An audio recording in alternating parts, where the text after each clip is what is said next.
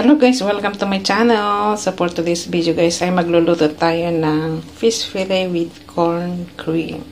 So ito guys, fish fillet, egg, salt, white pepper, cornstarch, and sweet corn cream style.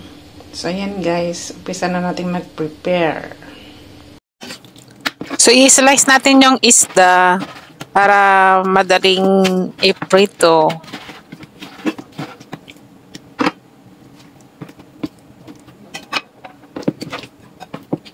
And then imamarinate natin guys ng white pepper and salt.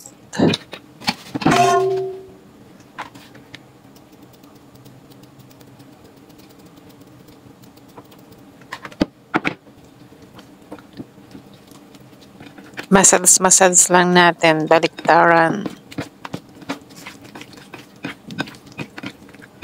Then, saka natin ise-set aside. So, set aside natin. Then, after that, lagyan natin ng cornstarch. Iko-coating natin ng cornstarch. Para pag prinito natin, hindi siya didikit sa kawali. Yan, so ulit-ulitin lang guys, i-coat siya ng cornstarch hanggang matapos lahat.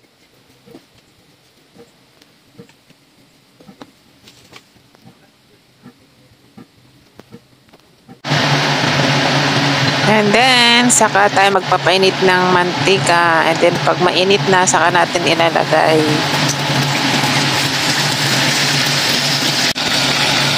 Gagamit lang tayo ng low fire. At tatakpan din natin kasi para hindi rin matalamsik ang mantika. Yan, nasobrahan. Medyo naluto na. So, dapat yung hindi siya gaanong brown, guys. Yung ganito lang siya. Kaya iprito natin lahat hanggang matapos. Saka tayo magpapainit ng sweet corn cream.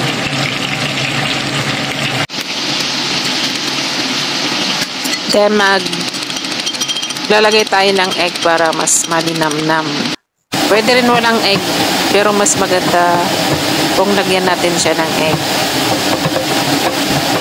Yan, ganito lang yung ginamit ko, yung sweet corn cream style. Ito yan sponsor guys. So, yan, ipainit na natin and timplahan lang siya. Lagyan ng white pepper. Saka natin ilagay yung naluto ng fish fillet. So, pag wala kayong maisip guys, kung mayroon kayong stock na sweet corn cream style, ito lang gawin natin. Bumili kayo ng fish fillet, then i-fry din yan. Ilagay na kung wala kayong maisip na iluto. So, yan. Napakadali, diba? So, ganyan. I-mix lang. And then, pag medyo luto na, ilagay na yung egg. Scramble. Then, yun. Okay na siya. Ganun lang kasimple, guys. Sarap yan. Kahit bata o matanda, gusto nilang kainin niya kasi masarap. May protein din naman kasi may fish. And yung egg is protein din. So, yan. Very simple and very easy to prepare. Kaya mga kananay, kung wala kayong maisip, i-try nyo to guys. Madaling lutuin. So, yan guys. Thanks for watching. At kung hindi ka pa nakasubscribe, please like and subscribe naman dyan para ma-update ka sa aking next video. Bye-bye!